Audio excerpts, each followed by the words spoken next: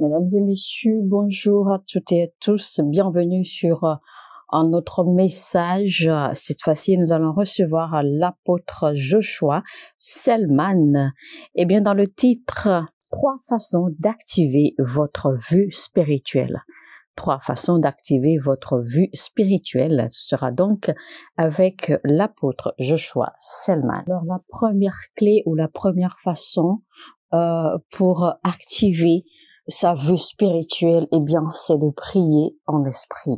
Alors, toute personne qui se dédie constamment à prier en esprit, avec le temps se verra forcément et automatiquement sa vue spirituelle se développer. Personne ne prie en esprit de façon dédiée, de façon engagée, de façon sincère et de façon disciplinée surtout, et qui ne voit pas sa vue spirituelle se développer ou qui ne voit pas ses yeux spirituels s'ouvrir. Et vous savez, quand vous commencez à prier en langue ou quand vous priez souvent en esprit, eh bien l'Esprit de Dieu va sonder le cœur de Dieu et vous ouvrir alors les secrets, vous ouvrir les désirs et les plans de Dieu pour vous. L'Esprit de Dieu va sonder le cœur de Dieu et vous ouvrir à sa volonté parfaite. Vous ouvrir à des choses que l'œil n'a point vues et à des choses que l'oreille n'a point entendues, des choses qui dépassent l'entendement humain. Il faut donc apprendre à investir son temps à prier en esprit et vous verrez alors ce qui arrivera à vos visions et à votre vie de rêve. Investissez donc du temps à prier sérieusement en esprit et vous verrez ce qui arrivera à votre esprit de créativité, à votre intelligence, à votre cœur, à vos pensées, à tout votre être et surtout votre imagination. Investissez donc du temps à prier en esprit et vous verrez les transformations prophétiques qui se produiront dans votre vie. Un ministre de Dieu, précisément un chanteur du gospel qui ne prie pas et qui ne chante et qui ne fait que chanter mais ne prie pas, eh bien vous remarquerez une différence claire dans son ministère. Vous sentirez clairement que ce dernier ou que cette dernière ne fait que chanter. Ce dernier ne fait que réciter un chant parce qu'il n'y aura pas de vie spirituelle. Il n'y aura pas d'onction, on ne sentira rien comme présence de Dieu. Il n'y aura pas d'impact parce que cette personne ne pourra pas porter d'impact à travers son chant. Donc, vous verrez que cette personne ne fait que réciter des chants parce qu'il n'y a pas de vie, il n'y a pas de spiritualité, il n'y a aucun impact. Parce qu'en réalité, il y a une forte différence. Il y a une sorte de discipline et de stabilité que votre vie de prière constante donne, d'accord, à tout ce que vous faites dans la vie. Un homme d'affaires qui prie beaucoup, vous verrez, vous ressentirez la différence, car la différence sera claire entre lui et les autres hommes de Dieu, de son milieu ou de son domaine d'activité. Une personne de carrière qui prie beaucoup, vous remarquerez nettement la différence. Et quand vous rencontrez un homme de Dieu qui est dédié à l'étude de la parole de Dieu et qui prie beaucoup, vous verrez nettement la différence entre lui et les autres hommes de Dieu. Une chose qu'il faut savoir, c'est que votre autel de prière est connecté à vos yeux. C'est-à-dire que votre vie de prière est connectée à vos yeux spirituels. Si vous voulez vous engager dans un ministère des derniers temps, ou dans un ministère, ou par exemple dans une vie de prière de 5 minutes de prière, ou 10 minutes, ou 15 minutes de prière, eh bien, je vous souhaite un bon voyage. Si vous voulez vraiment avoir vos yeux spirituels s'ouvrir, alors vous devez apprendre à prier. Vous devez apprendre à générer de l'énergie dans le règne spirituel au lieu de la prière. Donc, comme je dis, qu'il s'agisse des hommes ou des femmes, le ministère de la prière est intimement lié à l'activation de votre vue spirituelle. Et pour certains chanteurs ou artistes gospel, certains artistes qui font l'évangélisation ou qui passent l'évangélisation à travers leur chant, eh bien c'est au lieu de la prière consistante que ces derniers reçoivent des mélodies, que ces derniers reçoivent des musiques, que ces derniers reçoivent des chants, des mots, des fragments de chants, d'accord, que le Saint-Esprit leur donne ou que le Seigneur leur inspire au lieu de la prière et ils vont écrire ces chants. C'est donc également au lieu de la prière que certains ministres de Dieu, c'est-à-dire hommes de Dieu, recevront des messages qu'ils vont prêcher, des messages qu'ils n'ont pas préparés eux-mêmes, des messages qu'ils n'ont pas eu besoin, d'accord, de préparer ou de méditer là-dessus, mais au lieu de la prière, eh bien, Dieu leur donne des thèmes et le développement qu'il faut suivre, c'est-à-dire la connaissance et la révélation qui doit suivre le thème afin qu'il puisse enseigner. C'est également au lieu de la prière que certains reçoivent des versets bibliques spécifiques sur lesquels il faut travailler, soit pour passer un serment, soit pour passer un message, soit pour délivrer un message, une vision, une prédication, une prophétie, etc. Au lieu de la prière que l'Éternel vous révélera le plan complet de votre vie et de votre destin sur 5 années ou sur même 10 années. Mesdames et messieurs, chers amis, chers frères et sœurs, la paresse dans le lieu de la prière ou la paresse à ne pas prier, à ne pas être dédié à une vie de prière, eh bien c'est un cancer qui tuera, qui emportera beaucoup de chrétiens, malheureusement. Vous devez tout faire pour recevoir ou pour avoir la grâce dans l'esprit afin d'être un homme ou une femme de prière de façon constante. Je suis en train de parler ici des moments spécifiques que vous dédiez à Dieu, pas pour lui présenter des requêtes, pas pour aller faire des demandes, pas pour aller réclamer le pain et l'eau, etc. Non. Pas pour aller réclamer l'or et l'argent, non. Mais des moments spécifiques que vous dédiez, que vous passez dans la présence de l'Éternel, juste à chercher sa face, juste à chercher qu'il vous téléporte dans son règne, qu'il vous ouvre le portail pour accéder à son règne céleste, à son trône. C'est ce genre de moment-là que je parle, car c'est là même l'essence de prier en esprit. Il pourrait même arriver que votre chair soit faible, mais cela n'a pas d'importance. Il faut simplement que vous insistiez, que vous priez en esprit, car il arrivera le moment où votre esprit, eh bien, va briser la glace céleste et vous allez alors accéder. Vous savez, si vous n'êtes pas rempli du Saint-Esprit, avec l'évidence de prier de façon distincte en esprit ou en langue, il est important que vous soyez baptisé du Saint-Esprit et que vous receviez le don du parler en langue par le Saint-Esprit. Parce que le baptême du Saint-Esprit n'est pas seulement fait pour les pentecôtistes ou pour les charismatiques, parce que le baptême du Saint-Esprit à travers le parler en langue, c'est un message, c'est une sagesse, un secret caché, d'accord, de Dieu. C'est un mystère. Il est dit dans 1 Corinthiens 2, verset 7, « Nous prêchons la sagesse de Dieu, mystérieuse et cachée, que Dieu avant les siècles avait destinée pour notre gloire. » Il est écrit dans le livre de Actes chapitre 1, verset 8, « Vous recevrez jusqu'à ce que vous receviez la puissance. » Et donc, dans Actes chapitre 2, ils ont reçu alors les langues de feu. Ils ont reçu différentes manifestations de langue, de parler en langue. Donc, il existe une différence entre ce que vous déclarez dans l'esprit et l'activation de votre œil ou de votre vue spirituelle et le don de la vision également. Alors, la génération ou une génération qui sait comment prier avec compréhension et avec révélation sera forcément une génération avec une vision ou une vue spirituelle bien aiguisée. Et évidemment, de cette génération sortira des créativités extraordinaires à travers l'esprit. De cette génération, eh bien, sortira des miracles et des merveilles extraordinaires pour la gloire de Dieu. Alors, deuxième clé pour activer votre vue spirituelle. Eh bien, cette deuxième clé, nous allons pointer du doigt la méditation. Ici, nous parlons des moments précieux que vous dédiez à méditer sur la parole de Dieu. Également des moments que vous passez et que vous dédiez à méditer sur les merveilles et les signes que Dieu a fait à travers les Écritures. Et cela vous permet également, d'accord, de rester connecté ou de vous aiguiser à travers les messages, les sermons déjà prêchés par d'hommes de Dieu qui pourraient édifier votre foi et édifier votre vie spirituelle. Eh bien, la méditation, c'est de passer du temps et de réfléchir profondément, d'accord, sur la parole de Dieu.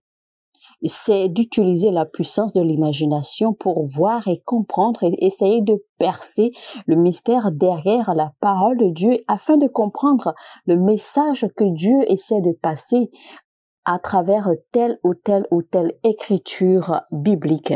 Donc, il faut toujours user de la puissance de l'imagination.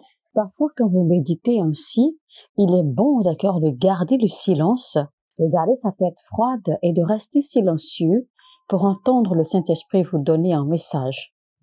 Posez des questions à Dieu et restez calme et laissez, attendez jusqu'à ce qu'il vous parle. Ne faites jamais de suppositions quand vous êtes en méditation. Ne faites jamais de suppositions que oui, peut-être voici ce que ceci veut dire, peut-être voici ce que cela veut dire, tant que Dieu ne vous donne pas un message clair de ce sur quoi vous êtes en train de méditer.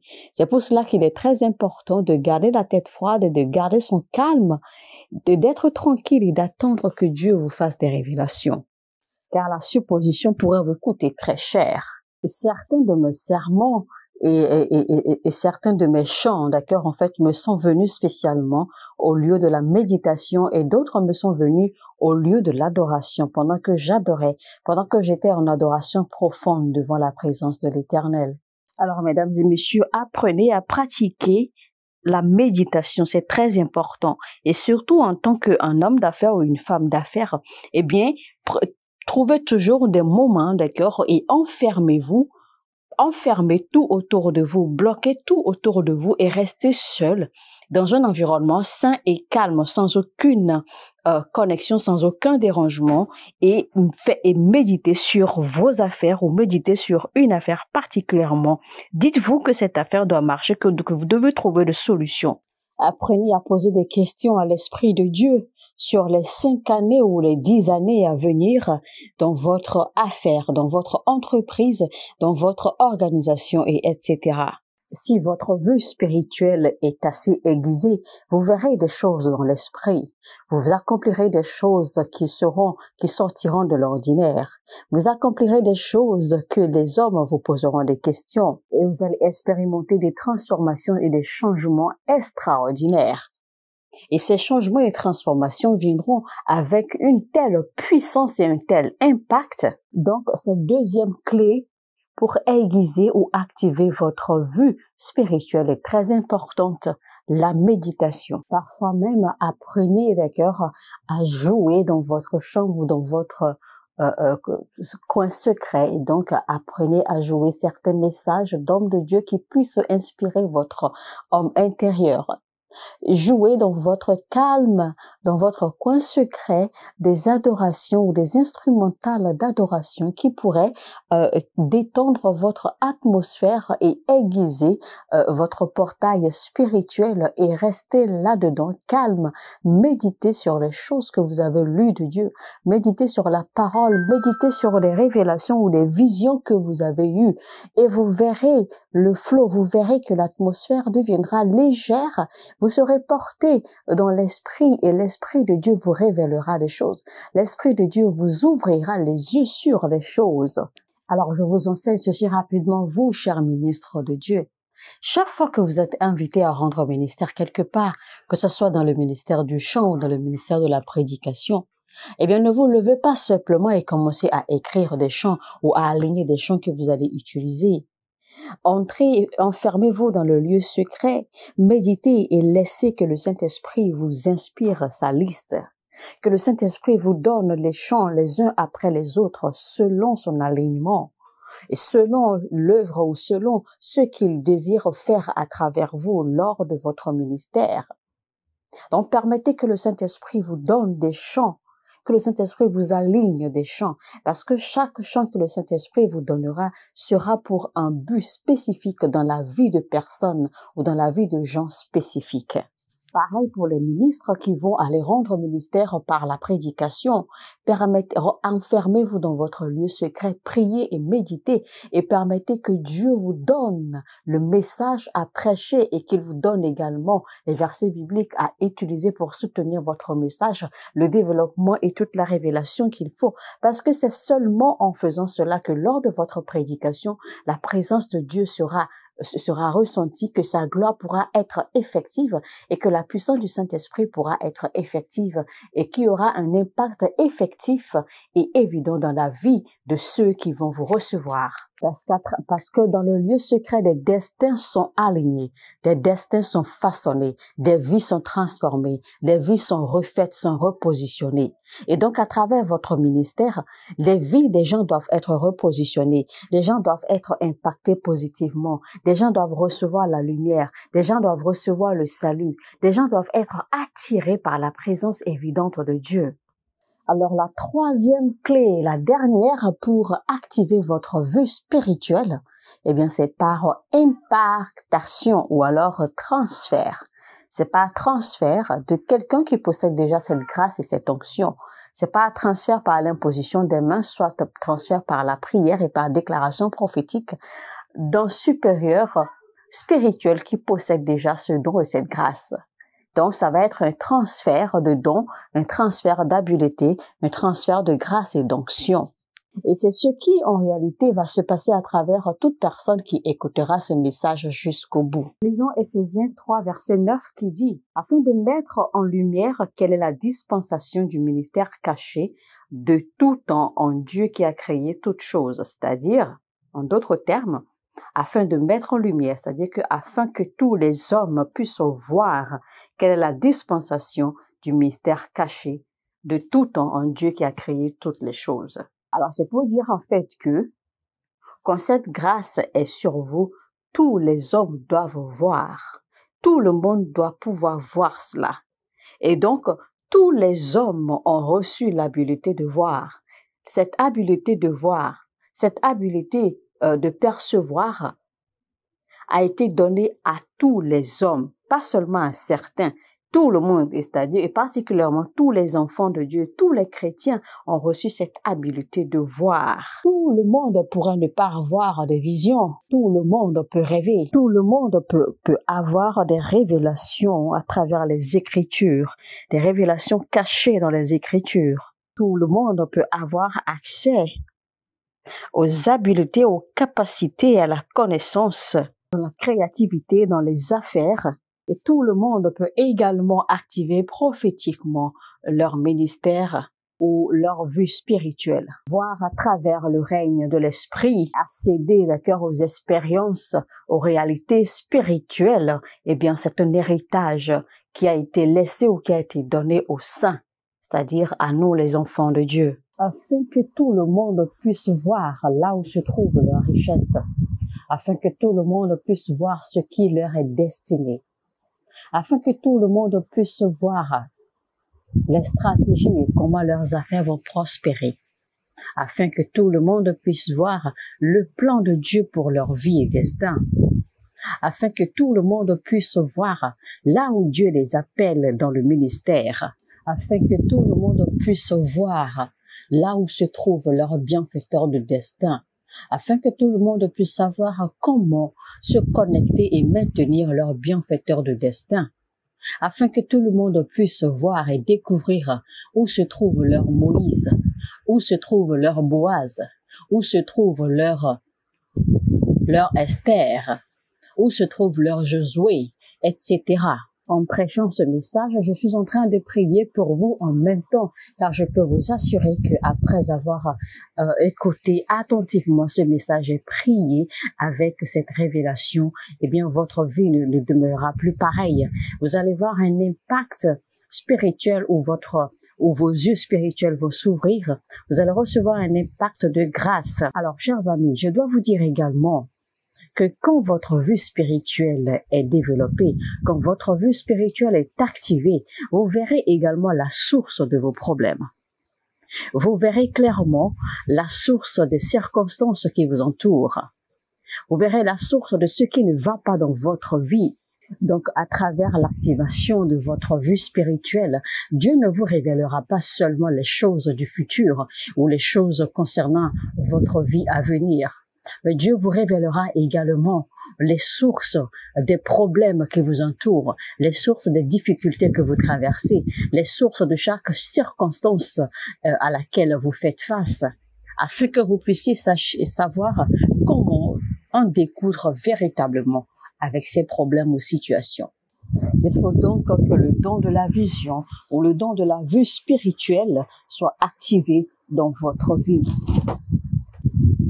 Alors maintenant, je vais prier pour vous, dans le nom puissant de Jésus-Christ, qu'il commence à reposer maintenant sur vos yeux la grâce de voir dans le règne spirituel, la grâce de recevoir des révélations et instructions de Dieu dans le nom de Jésus-Christ. Recevez le don de la vue spirituelle maintenant.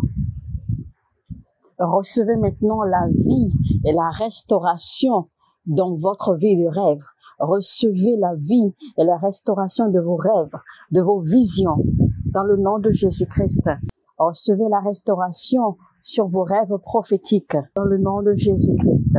Amen.